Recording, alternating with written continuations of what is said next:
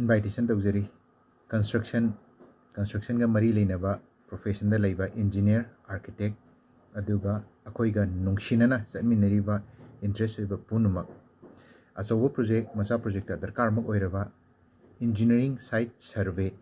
aduga mari leinaba machine sing latest oiba total station lidar eco sounder drone survey asina chingba kolkata dagi achobo company amna laaga akhoida takpi gadori ngasi monday numit 18 May 11:30 ayuk pung 13 makhai address na mother care hospital sagolban imphal west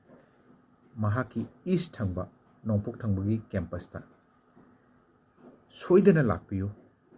survey yam mathau tarakani imphal city manipur yamna chawkhatlai construction mayamam tawrai aduga adom asigi